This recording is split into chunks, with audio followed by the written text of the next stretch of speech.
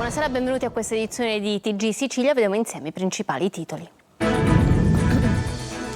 Tragedia sul lungomare della Daura a Palermo. Una donna esce dal lido e mentre attraversa la strada viene travolta e uccisa da un motociclista rimasto gravemente ferito. La vittima, molto conosciuta, era la zia del tennista Cecchinato. A Catania si continua a sparare, notte di fuoco con oltre 20 colpi di pistola contro la saracinesca di un centro estetico in via Garibaldi, altri spari in via Carabrò. Si indaga per intimidazione nel mirino l'attività della figlia di un boss detenuto. La procura di Siracusa apre un'inchiesta sulla vicenda della nave Ocean Viking contro la quale la Guardia Costiera libica ha sparato diversi colpi d'arma da fuoco. Polizia scientifica al lavoro per i rilievi, migranti ed equipaggio in quarantena. Gela, droga a prezzi bassi e armi facili da procurarsi. Anche da parte di giovanissimi, dopo il tentato omicidio dei giorni scorsi, cresce l'allarme per la violenza diffusa, che non è più solo mafia, ma inquietante fenomeno sociale. A Valverde sotto shock il sindaco Caggeggi, picchiato da un consigliere comunale d'opposizione. L'aggressore, Salvatore Raciti, si scusa e parla di un gesto ingiustificabile di natura personale e non politica. Il Covid, incubo degli scorsi anni, circola ancora in Italia. Da maggio ad agosto triplicati i contagi. A TG Sicilia il direttore di malattie infettive del Cannizzaro, Jacobello di Catania. Ci sono 2 varianti, ma al momento non c'è nessun allarme. Musica indimenticabile, concerto ad Agrigento. Umberto Tozzi ha regalato ai fan l'ultima notte rosa della sua carriera. Il Catania lavora sul mercato per l'attaccante Caturano e il centrocampista Buglio. Intanto, D'Ausilio, intervenuto alla trasmissione Corner, è fiducioso sul futuro.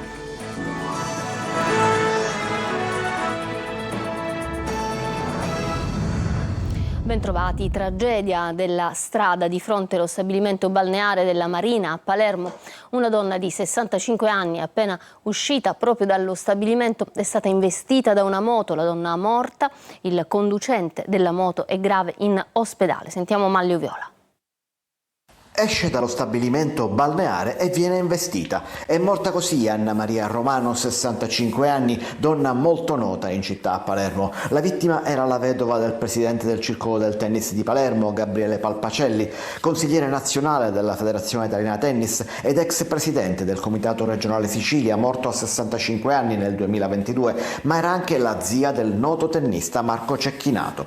Ad investirla è stata una motocicletta condotta da un uomo di 51 anni, anche lui rimasto gravemente ferito, attualmente ricoverato all'ospedale Villa Sofia. L'uomo si trova al Trauma Center, dove i medici hanno riscontrato un grave trauma toracico che ha provocato l'ingresso del sangue nei polmoni, fratture alle vertebre, compressione del midollo e fratture alle costole. Decisive le prossime ore per capire se l'uomo dovrà essere operato.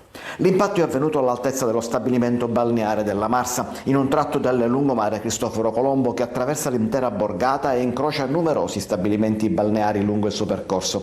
Si tratta dell'ennesimo incidente grave di questi ultimi giorni. Appena qualche ora prima, fra Pachino e Noto, dall'altra parte della Sicilia, lungo la strada provinciale 19, era stato rinvenuto il cadavere di un uomo probabilmente rimasto vittima di un altro incidente avvenuto all'alba. Il malcapitato avrebbe perso il controllo della sua moto, finendo rovinosamente la corsa a terra e perdendo la vita. Giornata nera per i bagnanti palermitani. Un'altra donna è morta, questa volta in mare. Aida Santoro, 74 anni, era in mare quando sono intervenuti i bagnini dell'hotel La Torre a Mondello, che l'hanno vista in difficoltà. L'hanno raggiunta in pochi minuti, adagiata nel pattino e portata a riva. Quindi è stata soccorsa dai sanitari del 118 e dal medico, che hanno tentato di rianimarla, ma senza successo. Andiamo a Catania, dove c'è stata una vera e propria notte di fuoco. 5 colpi di pistola sono stati esplosi contro un'abitazione del rione San Cristoforo e una ventina di colpi contro un negozio di estetica di via Garibaldi. È intervenuta la polizia scientifica, indaga la squadra mobile. Orazio Longo. Una delle ipotesi su cui stanno lavorando gli inquirenti è quella della intimidazione. Le indagini sono in corso dopo che in via Garibaldi, nel centro storico di Catania, sono stati esplosi oltre 20 colpi di pistola contro una saracinesca di un centro estetico che sarebbe di proprietà della figlia del boss detenuto Lorenzo Saitta, esponente del clan Santa Paola Ercolano e moglie di Giovanni Balsamo, lo stesso che nel 2024 era stato protagonista di un rapimento lampo da parte di finti agenti di polizia mentre si trovava ai domiciliari. I colpi alla saracinesca di via Garibaldi non sono stati gli unici sparati nella notte, perché altri 5 sarebbero stati esplosi contro l'abitazione di via Calabrò, sempre a San Cristoforo. I fatti potrebbero essere collegati. In entrambi i casi è intervenuta la polizia scientifica e indaga la squadra mobile. Repertati i bossoli, è stato necessario interdire il transito della via per alcune ore, riaprendo la circolazione stradale solo una volta ultimate le attività tecniche. Diverse le persone già sentite. Nella zona insistono varie attività commerciali e alcuni B&B. I colpi sarebbero partiti in piena notte, sparati da almeno 2 persone, spaventando anche alcuni residenti svegliati dal rumore dei proiettili. Sono stati ritrovati bossoli di calibro 7,65 e 9,21. E sulla questione della sicurezza in città si fa sentire anche la politica. Il Movimento 5 Stelle ha presentato un'interrogazione urgente chiedendo l'intervento del Viminale con misure adeguate. Non passa giorno che non si registrino furti, rapine e scippi, ma anche minacce e intimidazioni a danno di cittadini, esercenti e turisti, ha detto la deputata Marano, componente della Commissione Antimafia all'Ars. La Procura di Siracusa ha aperto un'inchiesta su quanto accaduto alla Ocean Viking della ONG SOS Mediterranee in acque internazionali. La nave con 87 migranti a bordo sarebbe stata centrata da colpi d'arma da fuoco esplosi dalla Guardia Costiera libica. Sentiamo Aloi.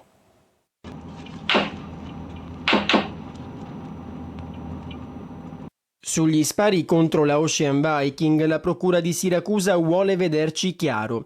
Per questo è stata aperta un'inchiesta. Partendo dai rilievi della polizia scientifica fatti a bordo della nave e dalle testimonianze di equipaggio e sopravvissuti, bisognerà ricostruire quanto accaduto. È il primo pomeriggio di domenica scorsa, quando da questa motovedetta della Guardia Costiera libica partono decine e decine di proiettili. Queste immagini, girate da chi era a bordo della nave della ONG di SOS Mediterranee, ci fanno capire cosa è successo. Per fortuna nessuno è stato ferito, ma ci sono gravi danni alle strumentazioni sia di soccorso che di navigazione. Per 20 minuti si sarebbero susseguiti centinaia di colpi di arma da fuoco che hanno terrorizzato tutti. Adesso la procura, diretta da Sabrina Gambino, è al lavoro per fare chiarezza. Intanto gli 87 migranti, quasi tutti del Sudan, e l'equipaggio sono in quarantena. Intanto proseguono gli sbarchi in Sicilia, sono 634 le persone approdate a Lampedusa, 117 invece nel Siracusano. Droga a prezzi bassi e armi facili da procurarsi anche da parte di minorenni. A Gela cresce l'allarme per la violenza diffusa che ormai è un inquietante fenomeno sociale, come ci racconta Gerry Italia. Fiumi di cocaina e crack, prezzi concorrenziali e una facilità disarmante nel procurarsi pistole e fucili. A Gela il mercato illegale non si limita più ai clan, si allarga e diventa quotidiano, un mix esplosivo che alimenta un nuovo allarme sociale. Non siamo negli anni 90, non c'è una guerra di mafia, ma le strade gelesi tornano a essere pericolose. Nelle operazioni più recenti gli inquirenti hanno raccontato di armi usate anche per discutibili questioni personali. A volte basta un like di troppo, un commento sui social e la lite diventa subito conflitto a fuoco. Un fenomeno che travolge soprattutto i giovanissimi. I vecchi incendi d'auto, marchio di fabbrica dei contrasti locali, lasciano il posto alle pistole. Oggi si preferisce sparare e non sono solo pregiudicati a imbracciare le armi. La sparatoria del 16 agosto lo dimostra. Un ragazzo incensurato ha esploso colpi contro il padre del suo rivale in amore, dopo aver trovato un revolver in appena 2 ore. Sul fronte parallelo il consumo di cocaina e crack cresce senza distinzione di ceto sociale. Un quadro totale che allarma la procura di Gela. Stiamo parlando di situazioni che sono estremamente pericolose, cioè ragazzini armati che per questioni assolutamente futili sparano per uccidere. Questa non può diventare una città in cui la gente per un parcheggio non rispettato, per una questione tra ragazzi, rischia la vita. E sto parlando non soltanto dei soggetti interessati ma anche dei passanti, perché poi questi fatti, come in passato a Gela, avvengono in luoghi frequentati pubblicamente e in orari in cui la gente c'è, quindi la gente è normale. Ma l'allarme, sottolinea il procuratore, non può restare solo nelle aule di giustizia. Serve un intervento corale che coinvolga scuole, famiglie, istituzioni e associazioni. Questa città non può dimenticare quella che è stata nel passato. Questa è una città che ha avuto 200 morti nel giro di pochissimi anni nella guerra di mafia. Fortunatamente non siamo in quel contesto, per una città che deve riflettere. Una città che intanto oggi si trova davanti a una sfida diversa: fermare una violenza che non nasce dalla mafia, ma dal quotidiano. Ancora violenza, andiamo a Palermo. In via Macheda giovani tunisini si sono affrontati a colpi di coltelli e bottiglie di vetro, forse per motivi legati allo spaccio. Alcuni feriti e sanguinanti hanno seminato il panico tra residenti e turisti. L'arrivo dei carabinieri li ha messi in fuga. Valverde, il sindaco Domenico Caggeggi, picchiato da un consigliere comunale ancora sotto shock per l'accaduto. L'aggressore, Salvatore Raciti, si scusa e parla di gesto ingiustificabile ma di natura personale e non legato alla politica. Luca Ciliberti. Valverde è una comunità scioccata. L'aggressione al sindaco Domenico Caggeggi da parte di un consigliere comunale di opposizione, Salvatore Raciti, avvenuto proprio sotto il comune, è ovviamente l'argomento del giorno in piazza. Il primo cittadino è ancora visibilmente frastornato. Noi che abitiamo in un paese ci conosciamo tutti, avere un pugno in faccia alle 7 di mattina e avere questa situazione da una persona che ho cresciuto è veramente triste. I fatti. Caggeggi ieri alle 7 del mattino incrocia Raciti sotto casa. Percependo la tensione e il nervosismo, il sindaco guida fino a sotto l'ingresso del comune. Sa che la piazza è videosorvegliata. Le telecamere controllate dai vigili urbani infatti hanno ripreso tutto.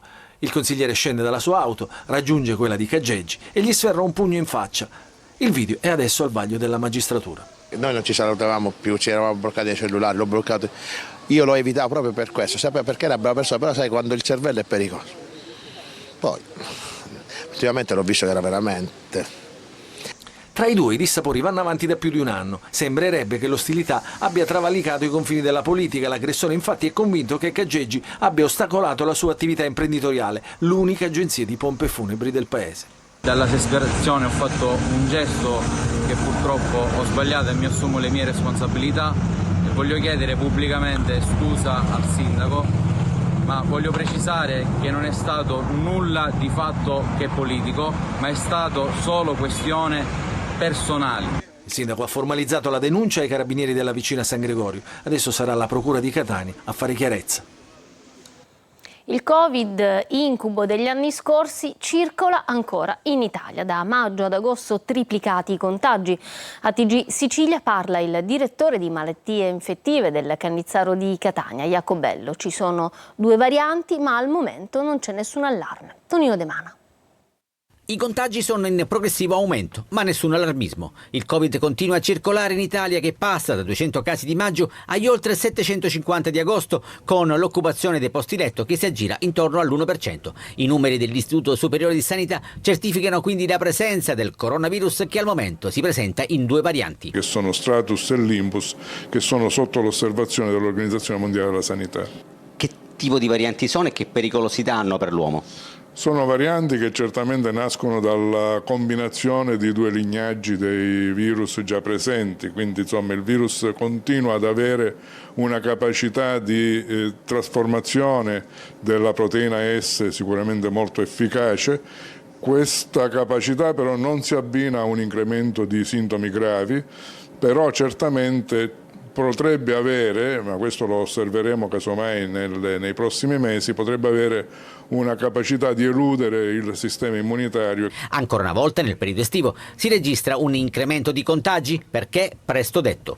Che in qualche modo è anche favorito dal periodo estivo per certi versi, in quanto i rapporti di vicinanza delle persone sono sicuramente migliorati ma aumentati, e questo ovviamente comporta un incremento della diffusione del virus. Particolare attenzione, come sempre, va riservata ad anziani e fragili. Gli esperti invitano alla prudenza e all'opportunità di effettuare, magari in autunno, un richiamo vaccinale anche per l'influenza. Le volanti del mare della Polizia di Stato lungo la costa catanese hanno controllato 25 imbarcazioni, identificato 65 persone ed elevato sanzioni per oltre 8.000 euro. Tra le violazioni più gravi, navigazione pericolosa, mancanza di assicurazione e guida addirittura senza patente.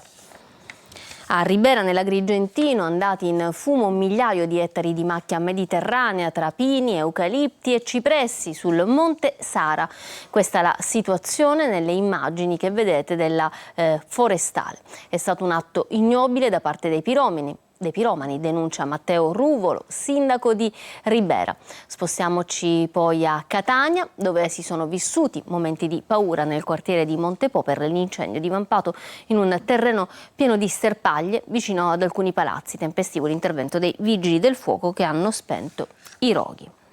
A Villabate, alle porte di Palermo, il cimitero del paese è chiuso da giorni. Ci sono 220 bare insepolte per carenze igienico-sanitarie. Il sindaco ha deciso di chiudere il Camposanto, una vicenda che ci riporta all'emergenza del cimitero dei Rotoli a Palermo. Marco Gullau. Da alcuni giorni il cimitero di Villabate, centro alle porte di Palermo, è chiuso. Oltre 200 bare aspettano infatti di essere tumulate e stanno creando dei problemi sanitari, anche a causa del forte caldo. Da qui la decisione del sindaco Gaetano dichiara di chiudere al pubblico il Camposanto. Il cimitero di Villabate è chiuso da qualche giorno, come appunto abbiamo visto, disagi soprattutto per i tanti utenti, i tanti cittadini che arrivano qui e ovviamente trovano il cancello chiuso, come questa signora.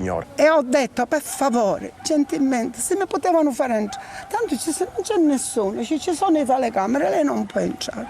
Anche tutte persone che hanno l'affetto ai figli. Marito, figli, nipote, che che sia. Non è giusto, non è onesto questo. Se ho pensato prima a fare qua. Alle spalle c'è un problema di mancanza di spazio per le nuove salme. L'amministrazione comunale di Villabate sta facendo comunque il possibile per riaprire il cimitero in tempi brevi. Già c'erano dei miasmi, degli odori nauseabondi che purtroppo all'interno del cimitero non tutelavano quella che è l'igiene pubblica. Quindi ho emanato subito un'ordinanza di chiusura proprio per recuperare i fondi, per poter ricofanare e sanificare alcune bare al cimitero. E pensiamo che in settimane riapriremo nuovamente alla fruizione da parte di parenti e conoscenti del cimitero.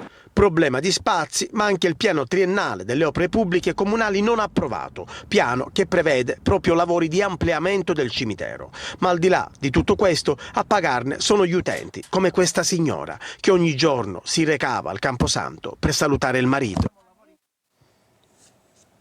Catania, dopo il nostro servizio denuncia di ieri, nelle prossime ore bonifica in via Calliope, ridotta a discarica di spazzatura. In mattinata un primo sopralluogo, priorità alla rimozione di Eternit e pneumatici. Tonino De Mana. Scatterà nelle prossime ore la bonifica di via Calliope, sepolta da tonnellate di spazzatura che gli indomiti incivili scaricano senza sosta e senza ritegno, vanificando ogni sforzo dell'amministrazione comunale. Dopo il nostro servizio denuncia non si è fatta attendere la risposta dell'assessorato all'ecologia e di Gema, che di buon mattino hanno effettuato un primo sopralluogo per organizzare le modalità di intervento, tenendo presente che tra le montagne di spazzatura ci sono anche grossi quantitativi di Eternit. Di sicuro in via Calliope bisognerà cambiare passo. Il sindaco è in prima linea per risolvere questo problema dei rifiuti. Abbiamo fatto tanto grazie anche alle vostre segnalazioni, quelle dei cittadini e i servizi giornalistici puntuali. Dovremmo certamente assumere delle iniziative, capire cosa fare in questa zona. Nelle prossime ore ci saranno degli interventi, però vediamo tanti mobili, tanti copertoni, perché non utilizzare le isole ecologiche? Invitiamo tutti i cittadini a conferire gli ingombranti, gli altri rifiuti, escluso appunto l'organico, nelle isole ecologiche fisse. Oggi ne abbiamo presenti 5 in città e in quelle itineranti che partiranno i primi giorni di settembre nelle varie piazze della città. Una volta completata la bonifica, l'ultima risale all'ottobre 2024, sarà necessario studiare soluzioni e prendere in considerazione anche l'ipotesi della chiusura della strada, che però, a differenza di via Ungaretti, dovrà essere valutata da più enti. Lo spettacolo adesso. Umberto Tozzi ha regalato l'ultima notte rosa della sua carriera, lasciando il pubblico di Agrigento pieno di emozioni che resteranno sicuramente nei loro cuori per sempre. Davide Sardo.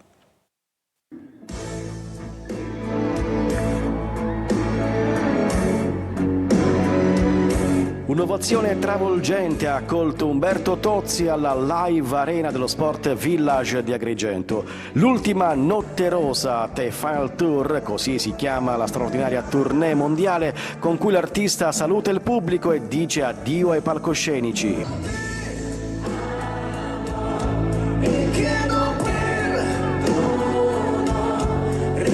50 anni di carriera, oltre 80 milioni di dischi venduti e più di 2000 concerti, numeri che parlano da soli. Tozzi, icona della musica italiana, ha incantato generazioni intere portando i suoi successi nei templi della musica mondiale.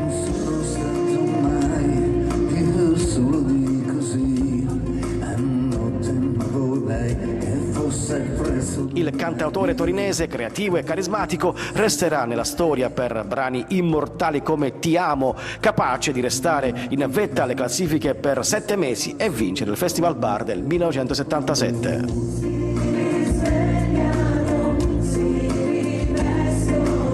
Un concerto indimenticabile. Agrigento ha salutato con emozione l'ultima notte rosa di Umberto Tozzi.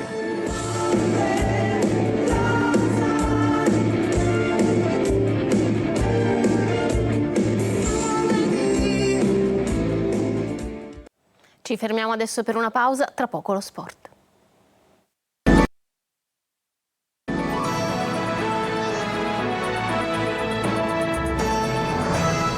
Ritorniamo in studio con lo sport. Il Catania lavora per Caturano e Buglio sul mercato. La squadra prepara il match di Cava, dove D'Ausilio vuole essere ancora protagonista. Il trequartista nel corso della trasmissione Corner dice: tutti insieme possiamo vincere, come racconta Marco Carli. Fra una settimana, per la gioia degli allenatori, il mercato avrà già chiuso i battenti, ma adesso, per fare felice Toscano, Pastore lavora per portare 2 colpi. I ruoli li sappiamo e tutto sommato anche i nomi. In attacco, Caturano, una garanzia per la Serie C che vuole Catania, e il club punta a portare il rossazzurro prima del match con la Cavese. È pronto anche segnato nell'ultimo turno facendo vincere il Potenza. Gori resta di sfondo come alternativa, mentre Leonardi viene visto come l'investimento per il futuro. Lui, catanese, con la motivazione di fare bene. A centrocampo, l'uomo su cui si punta è Buglio, con Quaini che potrebbe andare alla Juve Stabia. Servono poi le cessioni. Dopo Marsura c'è D'Andrea e forse qualche altro non considerato centrale nel progetto. Un reparto più che completo è quello dei giocatori che agiscono dietro la punta, come D'Ausilio. Si è presentato con un gran gol alla prima di campionato, è stato nostro ospite a corner. Insieme si esce, anche con la piazza, se stiamo insieme possiamo fare grandi cose. Noi dobbiamo pensare solo a mettere del nostro in campo e correre verso il nostro obiettivo. Toscano guarda al mercato, ma soprattutto a preparare la sua squadra per la Cavese. Noi dobbiamo pensare partita per partita, ora c'è la Cavese e il mister prepara al meglio la partita, quindi bisogna stare attenti perché giochiamo in casa loro. Breve pausa e ritorniamo in studio.